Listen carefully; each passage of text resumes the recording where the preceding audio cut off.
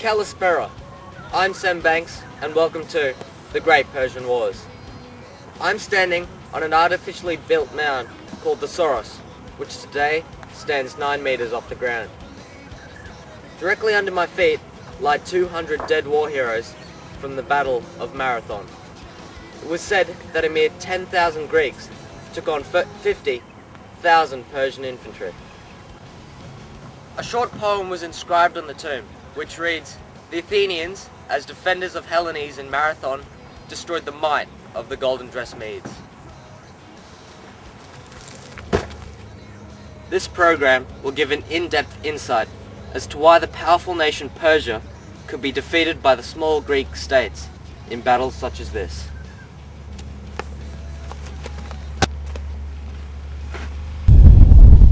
Due to the mountainous terrain, the people of Greece were isolated from each other. They formed the Poli, which is translated to mean city-states. These cities constantly argued and sometimes fought with one another. Their sense of independence put them at a disadvantage.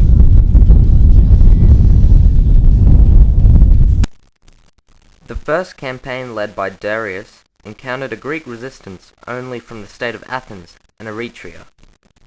While Athens managed to beat the Persians on the battlefield, the city of Eretria was captured and burnt to the ground. The Persians were eventually forced to retreat to reassess the war and crush a rebellion in Egypt, and the Greeks began to realize that they would return in full force. Aware of the impending invasion, in 481 BC, messages were sent out to prominent city-states, inviting them to attend a congress at the Isthmus.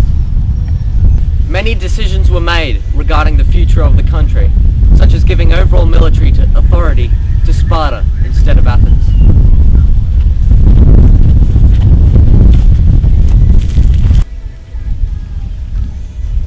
Herodotus explains the necessity of this as a quarrel about command would certainly mean the destruction of all Greece.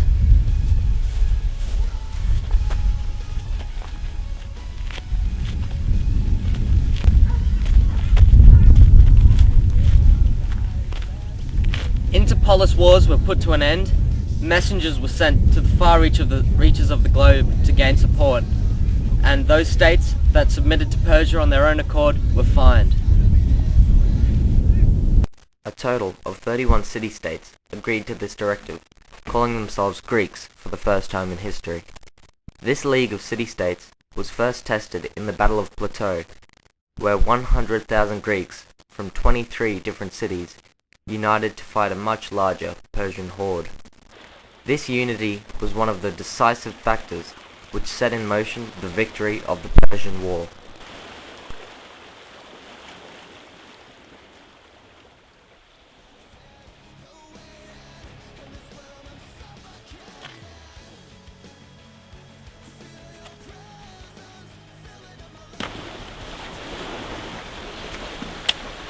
There is little doubt that the best defense of Athens was not its infantry, but its naval superiority.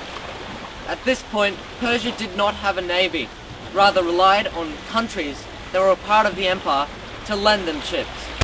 The Athenians, on the other hand, manufactured most of the fleet themselves. The ancient Greek trireme carried around 200 crew members and 30 hoplites. It could sink opposing vessels with an armoured ram at the front, but could be used to board other ships should they be close enough. They were light and maneuverable, but were prone to wreck in the open ocean. The best example of the capabilities of these ships is in the Battle of Salamis. In this battle, 350 Greek triremes fought against the incredible 1,000 strong Persian army.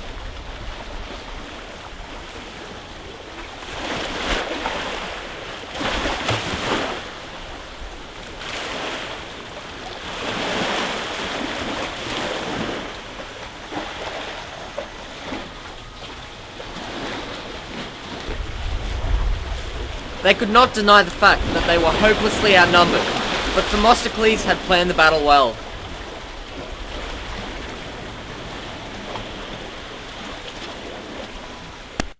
Once in the channel, the faster, smaller ships outmaneuvered the larger, bulkier Persian ships. The confined spaces of the channel turned the Persians' numbers against them. Those that fled collided with their own ships, clogging the mouth of the strait, and Herodotus states that far the greater number of the Persian ships engaged in this battle were disabled. The Greek navy was victorious in this battle.